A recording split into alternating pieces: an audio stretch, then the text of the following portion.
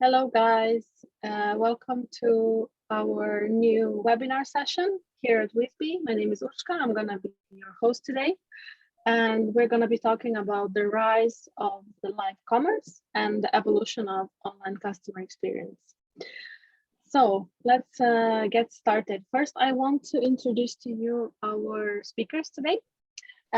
Today here we have Rich Brash, who is the Director of Customer Care of IMON Communications in Iowa, US. Rich has over 30 years of experience in sales and service side across major businesses in the US. So I think he's the perfect speaker for today's topic. Thank you for joining us, Rich. Thank you. And as usual, we also have our Chief Strategy Officer here at Whisbi, Friedrich. Thank you for joining us again. He is, as you might know already, focused on our long-term vision and strategy for the business. He was born in Sweden, but raised and educated in Canada and US. He has been here in Barcelona for the past 23 years and has impressive degrees from MIT, aerospace engineering, and masters in management. Also extensive experience in professional services, most recently focused on developing digital businesses and strategies around that to create meaningful customer experiences. So as always, I think your experience and background is super relevant for our topics and our business at Whisbi. So thank you again for joining. Thanks, Koshka. It's always a pleasure. Always enjoyable to talk about these sessions with our invited guests. Yes.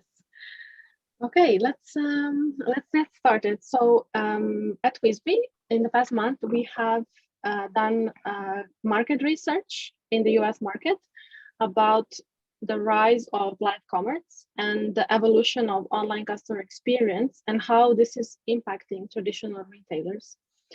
I want to tell you maybe a bit more about our sample that we have interviewed. We have chosen a pool of consumers between 25 and 65 years of age based in the US. The total audience size was 340 people, equal gender split.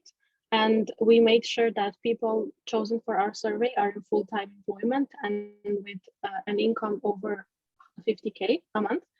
A year. And this is because we wanted to focus and get to know their shopping habits of people that are actually working full time. So we assume they would not have, a lot of free time to walk around, different shops, dealerships, etc., to find the perfect products for them.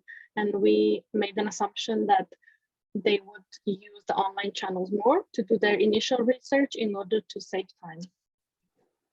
Maybe a bit more about how the survey was conducted.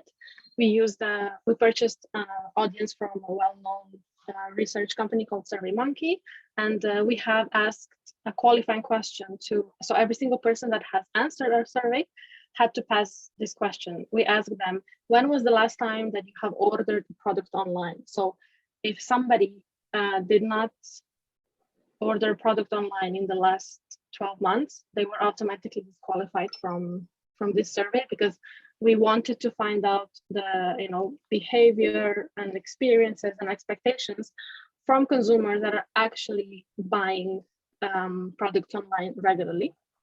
The survey was split in 3 different sections. The first one was consumer behavior and attitudes. So we wanted to get to know how do they behave when they shop online and how is this possibly changing. The second section was about current buyer experiences and how they compare with traditional retail experience. So we wanted to find out how do they find online shopping experiences with brands today and how they compare this with their previous experience when they were mostly shopping in retail stores, let's say, traditionally. And then the last section was around consumer expectations. So are the expectations towards brands changing due to other platforms and solutions available in their private life? And just how would they like to interact with brands moving forward? And here you can see a lot of logos of big brands in the US. We ask them as well, from which brands have they purchased in the last 2 years in the automotive, telco, and retail space. So basically, all our respondents to this survey have purchased from this brand. So they are consumers of these big brands that you can see here on the slide, which I think gives, you know, a bit more weight to their questions and what they have to say. I think it's interesting, Urshka, that we've gone out to listen to consumers and what they think about this, because around these kind of new technology questions of different ways of driving e-commerce or driving online purchasing, it's so often driven by the technology. Wow, we have this really new cool thing that does this, or we can interact with you in that way. And here what we've done is we've tried to flip it around and go to the other side and say, okay, there's all this new stuff that everybody's talking about and is booming, but what do consumers really think, and what do they really want? And that's something that, you know, we consider part of our modus operandi at Whisbi, that we always start with the consumer first. But here we've done it in a quantitative way to go out and say, okay, but what does this really mean to people? Yeah, exactly. Because from your own experience at Whisbi, we talk to a lot of enterprises on a daily basis, and a lot of decision makers always have the same, let's say, pushback. Oh, the market is not ready, or no, our clients don't use this and that. Well, actually, a majority of them do, as you're going to see in our research. So let's just jump into first question. We have a bit of graphs to show you from the questions that we've asked and what were the results, that we can kind of comment together and see how this relates in real life, in what you have seen as experts in the industry. So the first question we want to emphasize is, what's the main reason you shop online? And 68% of respondents shop online because they find it more convenient than visiting a physical store. I guess, and I think here, this is obviously the first reason that people see, it's like, why do you shop online? Because it's easier, right? And that's the first filter. But, as we get into the other questions, it's like, okay, well, let's dig a little deeper around that. Is it just easier, and is easier enough? And as it turns out, it's not, but that's the barrier. And that's what gets people to sit down in front of the computer to buy something rather than drive down to the mall, as it were. Yeah, that's a really good point. And I think, along with that, just because it's more convenient doesn't mean that it's a great experience, right? And so I think exactly.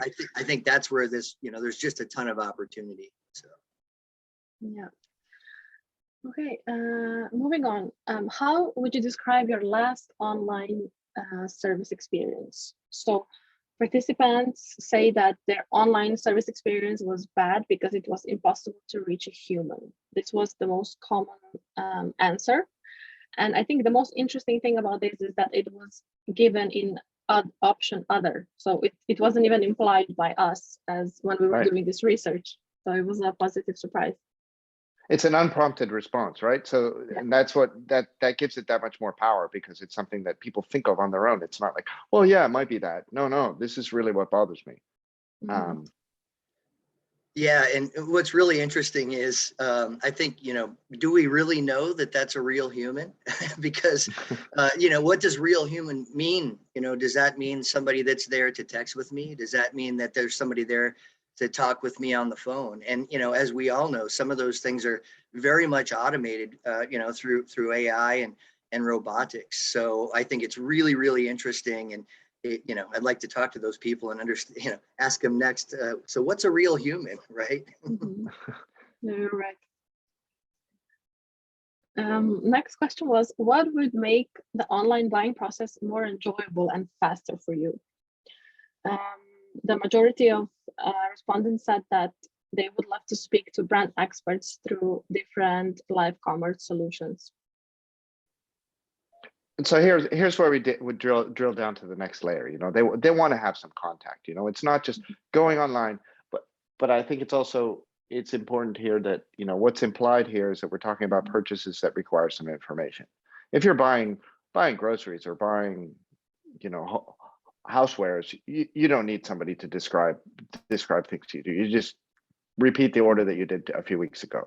But when you're looking for detailed product information, that's when live video shopping and sort of real-time contact with the brand expert really becomes relevant and important, or essential even for users. No doubt. I think, you know, again, I'll just, I maybe sound a little bit, I'm echoing my last statement, but, you know, what does that detailed product information mean, right? It used to be you would have a basic product description there, and then you had to drill into a bunch of verbiage, right? And there's a whole bunch of words, and we, you know, over the years, we all know how valuable that real estate is and what that intolerance looks like in terms of having to read and drill down and just figure stuff out on your own. You know, so I think, you know, what does detailed product information mean? It's certainly better delivered, you know, through a human interaction than it is, you know, through words on the page. So. Yeah, and I think, you know, one way to think of that is that the days of website as glorified digital catalog are over, long over, I would even say. And it's not, I mean, that's more than gone. But how do you replace that? And how do you create that engagement, which has two purposes. One is you're connecting with the user and you're providing with them some value. You're providing them with what they're looking for. And in return, then they give you brand value and they buy something. I mean, I think, you know, the important thing underlying all of this is what we're trying to do here is not just build a brand, but actually sell product, be that whatever product it might be. And one other point that I'd like to bring up on this one is, and that's the last point, you know, 28% said they would choose my preferred channel. And I think that's another thing that's really important, is that consumers want control, and they want to have control of what type of interaction and when, and across which, you know, which device. If you know, we're seeing at Whisbi that more than 80% of the contacts coming through our platform are off of mobiles. So that's where people choose. You know, right now I want to talk to somebody. I don't want to make an appointment for next Tuesday at 4 o'clock. I want to talk right now because now is when I have time, and now is when I'm dedicated. You know, the kids have gone to bed, or I have a minute during my workday, or whatever it is. Not have somebody call me back when I'm probably busy. That's true. Absolutely. Okay, next question was, would you consider not buying a product online because the process was complicated, inconvenient, or not comparable to a physical store? And 83% said yes, they would. I think here it's an important point that it goes in both directions. No, so if you provide a good experience, people will buy. But if you don't provide that good experience, people will reject you and they won't come back. It's, you know, it's a one-way path. Once you say, no, I'm not buying from those guys again because that was awful. And the tolerance for what is awful has gone up and up and up. You know, I mean, it's people have very high expectations, which we'll get to in a few minutes. Yeah, that's a great point. And one thing that I kind of picked up on here is, you know, what does a physical store mean, right? So what if I'm telling you that, you know, I'm comparing this to a physical store experience, you know, there's usually less inventory sitting in the store, right? But there's the human experience of somebody there to assist you, somebody to walk you around, somebody to get you checked out, right? So, you know, to me, it you know, just mentioning that physical store preference, you know, implies a lot of that human interaction and that face-to-face, and that's, you know, likely what those folks feel like they're missing. That's a good point. Our next question was, through what online sales channel would you want to complete your buying journey? And respondents seem to be open to use live commerce tools such as one-to-one live video consultation or one-to-many live video shopping. Yeah, here I think we have to be a little bit careful with this because it looks like live video consultation and live video shopping are relatively small, but you have to add in comparison that e-commerce self-service checkout works very well for the large portion of purchases that people make online. You know, if it's just easy, you know exactly what you want, the brand is identified, it's a low ticket item. I don't want to have to talk to a person. I just want, you know, I know exactly what I want. Boom, boom, boom, 3 clicks and it's done, right? And also on the other side, live chat, if it's text-based online support, that has a high position here, but I think that's because that's what's available today. It's a in most status quo, cases. right? Yeah. It's the status quo, exactly right. Whereas live video consultation and live video shopping are relatively new. I mean, they're not, it's not completely unheard of by no means. It's everywhere, it exists in many places, but it's not yet prevalent. And so it would have been interesting to ask this question 6 months ago and ask it again 6 months from now, because I'm sure that the purple and yellow sections will have grown dramatically during that time period. Yeah, let's do another one next year. Yeah. No, we should. Well, and I'll tell you what's really, really interesting is, I happened to kind of grow up through when chat became a thing, right? And so if you were to do this same survey 15 years ago, it's probably the voice experience that they prefer, because that's the person they get to talk to right now. That's a human. And I think brands have done a really good job overall of kind of bringing chat into the fold. You can put that at the product level on your pages. You can kind of plug that in anywhere, right? And so it's this evolution of the video concept, and I think the path is there. I mean, I think we're kind of repeating ourselves, right? It's another evolution of customer experience. So, that's where everybody's at now, challenging themselves and figuring out, how do you plug this in and how do you get people to understand and feel like it's a cool thing, right? So, and also important, the distinction here between live video shopping or live stream, which is one-to-many, has one type of function, one type of usefulness or use case, versus a one-to-one session where actually speaking with the person on your own. They have usefulness in different parts of the funnel or different types of interactions. Yeah. Next question. To what extent do you agree or disagree with the following statement? Convenience and personal advice from a salesperson is removing uncertainty and helps me buy products online.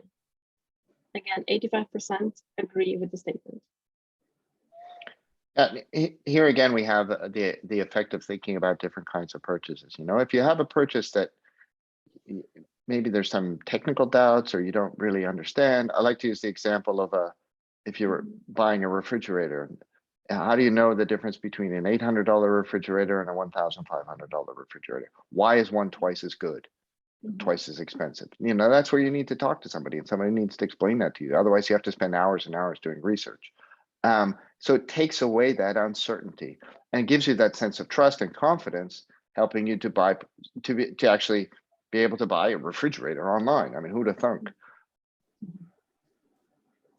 Yeah, and I think on the video side, it even becomes more personal if you drill down. Like imagine something like a pair of jeans, right? Like it's one thing to answer a question over the phone and give somebody advice, but it's a whole other thing if you can see somebody who looks like you and acts like you, just talking to you about that product. So again, do people know that it's there and how powerful it can be? And I think we're starting to see it, but certainly a lot of area of opportunity. Yeah, definitely. The next question was, what do you think is the biggest advantage of shopping online through live video shopping? And according to our participants, the biggest advantage of live video shopping is that it brings the in-store experience online. Yeah, and before we get to that, I would say, I would bring up the point that, people are so used to video now. I mean, that's how we do everything. That's how we socialize. That's how we catch up with our parents, or that's how we, everything is video based. So it's natural to bring that into shopping, and it allows it to become more human. So if you're actually looking at a person who looks more or less like you, or is a natural contact for you, that certainly helps with what we were talking about before about confidence and trust. And one of the things that we find here is that, if it's, one-to-many or one-to-one live video interaction with a real person, it's most effective when the production value is relatively low. So if it's not so slick, if the person is just, is not an actor who's everything is perfect and perfect lighting and all that stuff, it loses a little bit of authenticity, and it actually, which I mean, I'm not saying it shouldn't be well done. It should be. It needs to be well done with proper quality. But you know, when it's just a normal person like you would see in the shop, the connection that you make is much stronger. I agree, Frederick. I think there's a real fundamental shift between this is an ad versus this is a real interaction and experience, right? So I agree with that 100%. And to me, you could really, again, lump the first two of these together, and it's a rather large percentage. You know, I think what's important about the in-store experience is having those humans there helping you and having some of that interaction and that visibility. So, you know, I think, again, that just speaks to the need, and you're dead on, right? Over the last couple of years, I think we've all really learned quickly, you know, how important this video is to do our jobs, especially in a globalized world like we are now. And unlike a lot of the past channels that have kind of grown up in the customer experience space, like there was never that type of moment of truth where you just got a big nudge because something made chat really, really important. But I think over the last couple of years, spanning all age groups, spanning everyone, because you know, everybody wants to have a job, everybody has to interact, and we've had to be flexible in a lot of different ways. It's absolutely more acceptable than it's ever been. And I think for that reason too, people are more interested and in what can happen, and they're just more open because they're dealing with it now every day. So that's a really good point, Frederick.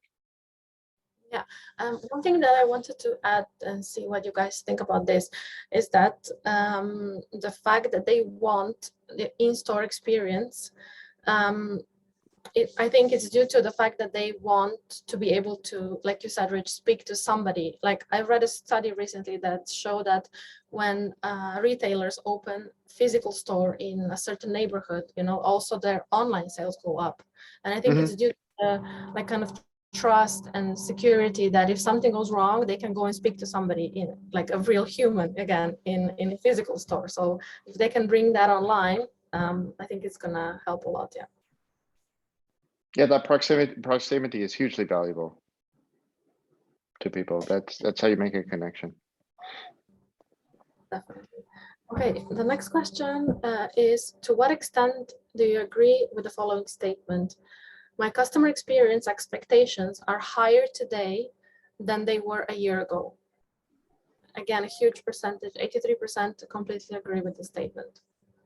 I think my interpretation of this is that, you know, this online or video-based shopping online is not a COVID lockdown phenomenon. I would say COVID lockdown accelerated it, but it's here to stay. So, you know, people, their expectations have changed, and again, accelerated by being, you know, by what has happened over the last 18 months or so. But it's not a blip. It's a change in behavior, and their expectations are completely different. Absolutely. And you know, what's really interesting is, you know, you think about how the multi-channel environment has evolved, right? If you go back 25 years, my expectation is that you answer the phone. But today I can text with you, I can chat with you, I can complain to you through a private message on Facebook. So consumers want to interact with your brand in the way that they want, when they want to do it, and how they want to do it. And now if I'm a consumer, I'm like, okay, yeah, if I chat you up, I expect your chat person and your phone person to know exactly what's going on. So there's just more opportunity for them to communicate with the brand, right? And so by default, there's just more expectation because they expect us to be really good at all those channels, even though maybe that's not always the easiest thing to do. So yeah, that's real interesting. Yeah, I mean, those are real challenges, excuse me. And I think what the brands are striving to do is to bring all those kinds of interactions onto their own digital properties and not have to be dependent on social networks or on other places to interact with their customers. They want to maybe capture them in those other places, but bring them as quickly as possible to their own digital assets. Absolutely. And I like what Rich said earlier when we had the conversation around this topic. Life got harder and people need more help. Yeah. No, it's true. It's true. Okay, I think this is our last question in this part of the webinar. When would you abandon a brand and switch to another? 60% of respondents stated that they would abandon a brand if the customer experience was bad. Yeah, our tolerance is so low. You know, you know, if we don't have a good experience, you're gone. And you don't come back as a consumer, right? You say, oh, never mind, forget it.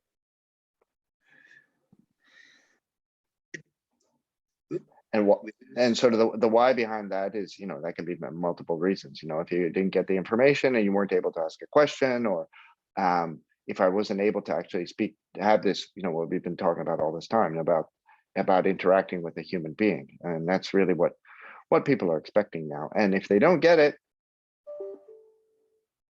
they're willing to drop. Yeah. Oh, sorry, go ahead. I was just wanted to say that I think there has also been a lot of research around how loyalty is dropping, and like every industry nowadays looks like a supermarket aisle with all different brands to pick from, and like how do you make sure you stand out, you know? Yeah. Yeah, and just kind of like I mentioned on the previous slide, you know, more channels means more opportunities to make mistakes, you know, through that experience. And then obviously, you know, how quickly that information gets, you know, what one bad experience can do and how many people can hear about that as quickly as they possibly can. You know, that's real tough. Managing customers publicly is a lot harder, you know, than you think, right? It used to all be private and single conversations, but now, you know, because we have to, you know, we're all out there for the world to see. So, so that voice has a lot more weight today as well, compared to where maybe that's been in the past. Yeah, that's a good point. Right, and then here we put together maybe some US consumer trends that we think should be high on your radar to enable smart and strategic planning in 2022. Maybe the three top categories would be always be video first, flexible with your channels or be more omni-channel like Rich mentioned, and seeking this sincerity and just natural, the way you speak with your consumers online. I certainly agree with this, and I think, you know, what you pointed out before, Rich, about advertising versus interaction. You know, I think that's you know the key to all of this is that we've been advertised to for decades, but now we're starting to really interact with brands, and that's where the fundamental difference comes. You know, we don't want to just have something pushed at us. We want to be able to choose how do we interact with the brand, and how do we make a purchase. What and just think about how incredible it is that we even have that option right now. I mean, think about, you know, in the past when, you know, as a small business owner, I would love to talk to somebody in San Francisco, even though I'm stuck in the middle of Iowa. And you know, so yeah, I love the concept of video first, and really because I love human beings, and I really do, and I'm not just making that up, but like, you know, I think me and a lot of others, you know, have felt a little bit disconnected over the last couple of years, right? And so I think the opportunity is to find these great human interaction, and as Frederick said, real human interaction, right? Not advertised, not the, you know, not the prettiest model with makeup and you know, in a perfect scenario, but I think these relationships are really, really important, and I think there are a lot of people, consumers and brands alike, that you know that thrive off of that, and video is certainly the way to capture that and to, you know, to help keep that you know, growing. So one other detail that we consider important is that, you know, this video first or this omni-channel flex should be not event based so much. So it's not like, you know, you have this hugely showy thing on Tuesday the 14th at 6 p.m., but that it's always there. You know, it's just like you know, it's open during business hours and you can drop in, and that's really how you create that sincere and interaction, or authentic, that the consumer truly controls. Yeah, and I also wanted to add something. I think it's, as horrible as it is or was to go through a pandemic like we did in the past year or two, I think we're also incredibly lucky that it happened now. Imagine the same situation 10 years ago when this kind of technology wasn't even possible. And I just remember last year when a lot of our customers were going through, massive retail store lockdowns, you couldn't go anywhere. If they were not able to use our solution, they would have to not just lose business, but also probably fire a lot of people that, thanks to our solution, were able to just continue working from home and talking to the customers online and kind of keeping some sort of, business as usual as much as they could. And I think it's just incredible. Mm-hmm.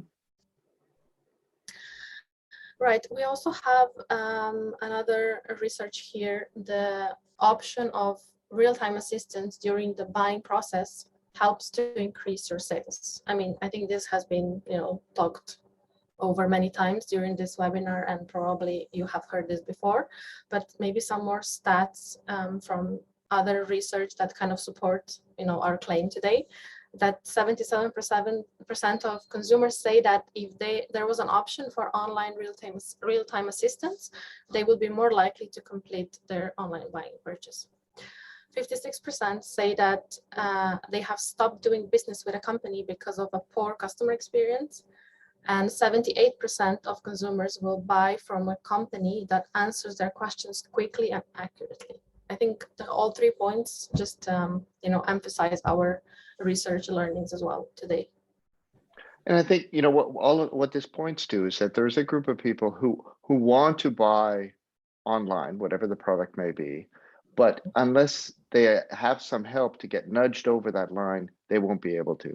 So it's really about taking if you say that in some cases we have seen our clients that have 60% of people who visit the website would like to make a purchase, but only 10% actually do.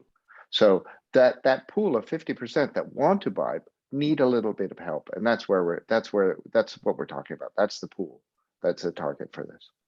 That's a great point, Frederick. And then it becomes about how you get them over the hump, right? And so that's where the video products are so exciting to me. And we're seeing that with a lot of companies now that have kind of just dove in head first. And so, we've already talked about the fact that, you could line up a consumer has 10 different places they can go, right, for a single widget. And so when they all look the same, and if they all offer chat, well, that's the same too, right? So how do you get them over the hump in a unique and distinct way that in which you win on experience? And we have to find those ways to win digitally now. And listen, I think video is certainly the place. So. Well, talking about video. Video is the closest thing to a real life experience in a virtual way. And we believe that video will continue to dominate the digital landscape, especially in the current e-commerce environment.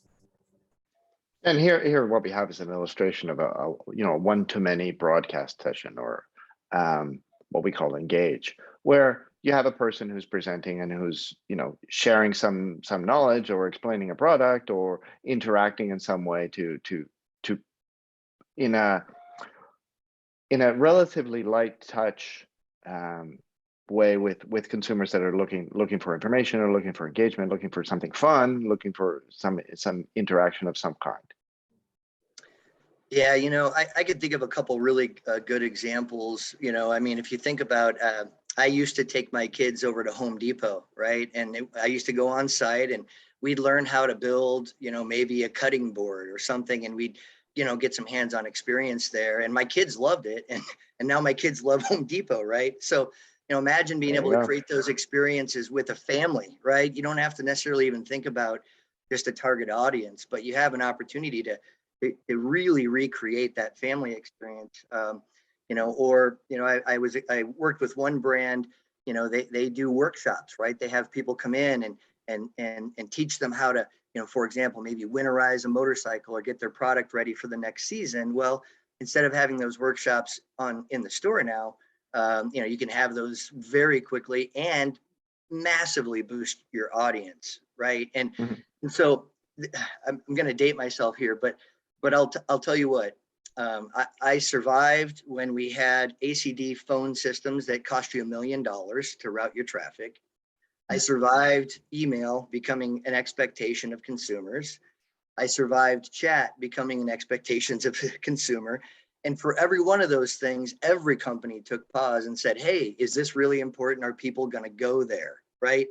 I can tell you with certainty that this trend for video is following the exact same path. This is almost like history repeating itself. We're just moving some of the bullets around, right? So it's here, it's going to grow. And I think if you're not, thinking about it or actively pursuing it, you might have to play catch up at some point. It's a really good point. Another statement, reinvent your retail space to adapt to the way that people visit your store now. So we believe it's essential for retailers to think outside the box, especially when it comes to the customer experience. Here, I think the important point is that you in your retail spaces, what do you have available? You have all the products, you have a nice space, you have good lighting, and so on. But most importantly, you have skilled salespeople that for whom they really know how to share and how to present a product and how to convert a sale, how to do upsells, how to and how to close something that's really valuable both for the consumer and for the brand. And you can do that exact same interaction with the same people in the same space, but through a digital channel. And that's what we're trying to create here. Yeah, and I think it's kind of a two-way street, right? I mean, first, if you do happen to provide some of that video experience from your retail location, you have an opportunity to kind of highlight what's going on there, what's fun there, what's great there. And for those of you that have and will continue to have brick and mortar, you're kind of setting the tone that we're a fun group, we're a smart group, we're an experienced group. You can expect the same thing if you decide to drive down 3 blocks and visit us on the retail side, right? So it's a really cool way to build up the personality of your brand, because again, I think people try to communicate personality through what we traditionally consider to be ads, and this is not that. This is a completely different thing. This is establishing that human connection, in a unique way. So, Frederick, do you maybe want to mention some of the brands we work with and how they are, using video? Yeah, well, for example, we work with Samsung in a number of markets where they use our One-to-Many platform, Engage, to provide product presentations or to sharing information about different types, and they set up different channels for large appliances, another channel for small appliances, channels for consumer electronics, or others for televisions, and so on, to really have that low touch broadcast, but with an interaction. So the ability to ask questions and interact with the presenter running almost continuously. It's running basically essentially all the time during business hours. And what they find is that their online conversion, so the actual purchase behavior of people who have visited one of these broadcast sessions goes up by a factor. Online conversion goes up by a factor of 5. So 5 times as high, 5 times as likely to make a purchase after you've been in one of these broadcast sessions, which is super powerful. Yeah, I think so too. It's like you said, it's a very non-intrusive way of introducing your product. People don't want to be sold to, especially not in the early stage of their online research, and they just land on your website and they find a live stream about a specific TV that maybe you're interested in, or a mobile device. And yeah, just having to somebody to talk to, ask questions anonymously, get your answers in real time, and then just make a quick purchase. It completely makes sense to me. And I think that brings up an important point, is that this is designed to close sales, to increase conversion rates, to increase assisted or unassisted sales online. It's not just a branding exercise. As Rich has said a couple of times, it's not advertising. This is about creating revenue. It's about capturing revenue that's would otherwise be left on the table and converting it into real sales. Yeah, and maybe you mentioned Samsung. What about from other verticals like telco or auto? I think we have some. Well, I mean, the automotive vertical is really interesting because here what you have is, first of all, about 70% of the people who are in the market for buying a car now would prefer not to have to visit a dealer. The dealer experience is, it can be problematic. It can be difficult. It has, there are all kinds of issues associated with that. But what they want is they want to see the car, right? So you can do this with, we do this with a number of brands in terms of, we use centralized showrooms where we have agents. They can either do broadcasts or one-to-one sessions with a car. So you can answer specific questions. You can show how big the trunk is. You can sit in the back seat, please, so I can see how much legroom there is. All kinds of really specific stuff that you would never see in a brochure or anything like that. And then the agent can assist the consumer through the whole configuration and purchasing process to get very far down to the point of being a highly qualified lead that can then either go to a dealer and close the sale, or first of all, most likely start with a test drive, which can, in some cases, the dealer would bring the car to your home or your office, but otherwise you would go to the dealer and do the test drive and close the sale. Or what we're finding now is that many brands are targeting doing the whole process online. So going all the way to the sale of a car without having to interact with the dealer. And this is very interesting for the brand, and also most importantly for the user or for the car buyer to be able to interact with multiple brands. It also it's interesting for brands that maybe would not fall into people's normal consideration space. So a brand that doesn't have a really strong presence in a certain market can use this to build that presence. And so that if people had to go to a dealer to see the car, they wouldn't. But if they have the ability to do it from their home, then all of a sudden that brand becomes considered. And that has a strong driving effect on increasing sales in markets where brands are newer. Extremely powerful. I really like that. I like that car dealership example a lot, right? Because that negative connotation generally comes with the first person I talk to, I know is a commission salesman. And I know from the beginning, he's going to try to control my experience here. And maybe he's a little bit pushy, right? So that's why video should not be that. And I think it just gives the consumer a little bit more semblance of control, right? Like I don't have to follow this guy who's going to lead me to a car that I don't really want because he thinks he knows what I want. And so, I mean, that's what's negative about it. And it just reinforces that fact that, these shouldn't be ads, right? They should just be those experiences. And I do think that consumers feel a lot more in control in those scenarios than, especially at the car dealership example. Yeah. The only thing we can't do is the smell of the leather interior, but we're working on that. I think they make air freshener that's called new car smell. So maybe you just send that out, with every visit. maybe we can send that out to the visitors to the website. Yeah. And I think, also, it's interesting, the automotive vertical, because they are starting to implement e-commerce, starting to sell cars online. And yeah, I think tools like Whisbi are just perfect combination or addition to that. Yeah, I agree. And, I think there's something to be said about informational items that can also become self-service, right? I mean, like a lot of times a brand, there's a cost associated with follow-up or confusion, or I have to get technical support. And to the extent that you can provide, some of those things through video proactively, I think there's a self-service angle there too. Because videos can be recorded, you can pick up on them, you've got a catalog, it's not like a real time, you have a phone call with one person and it's done, but that video is there, you can go back to it, right? So yeah. It's funny that you say that, but yeah, one of our telco clients has I think having this live broadcasts reduced like 300% calls to their support service center. So yeah, it's totally on point there. Well, yeah, I mean, imagine you were part of a communications company and you got 45 routers out in a single hub, right, at the same time, and it turns out there's an equipment problem, and everybody could get an education on how to, restart or power cycle that modem at the same time. I already know it's going to drive 45 phone calls.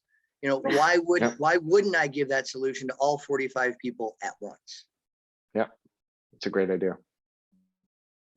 All right, guys, we're out of time, so let's give our viewers some opportunity to ask questions in case we haven't answered all of their questions or expectations for today's webinar.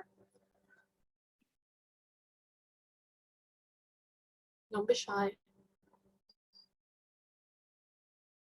Okay, I'm getting some through. I have a question from Federico. Do you have any more use cases regarding live video shopping? Yeah, I mean, I would say, we work with a large French retailer called Fnac that uses our Onetomany platform for supporting a video shopping experience. And also we're working with a retailer in California called Curacao that uses our platform for selling all kinds of products and a broad range of different types of products. Yes, thank you for that. We have another anonymous question coming in. How do we go live with live broadcasts? How long does it take? How long it takes depends on the degree of customization. We can do a very simple one-to-many implementation in a matter of days, depending on how. I mean, it's just loading a piece of JavaScript onto the website and away you go. We can also do longer, deeper integrations that include CRM systems or integrating into the call center with a PBX,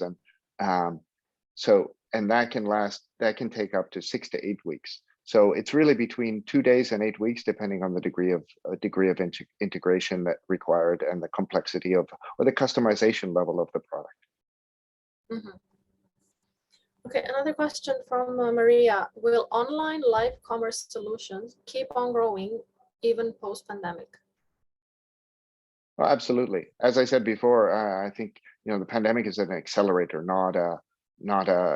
it's not a blip that will then go away. I think this will continue for a very long time, and it's not going to go backwards. I agree, and I'm in a little bit of a unique position being in the communications world, right? What I can tell you is the demand for bandwidth is exploding, right? That means people want more bandwidth to do more things from their home. So absolutely, it's going to continue to grow. Great. I think we're going to wrap up this session with this last question. Thank you so much, Rich and Friedrich, for joining and for sharing your knowledge. Much appreciated. Thank you. It's always a pleasure. Thank you very much. I appreciate that. And to all our viewers, I hope you enjoyed. We're going to follow up to everybody that registered with a link to the recording. We're going to share with you the slides deck, which also includes a link to our research paper. You can download it. There's a lot more, insights into the US market there. So please have a look and reach out to us if you need any help or assistance regarding live commerce. Thank you, guys. Thanks much. Thanks, everyone. Thank Bye. you.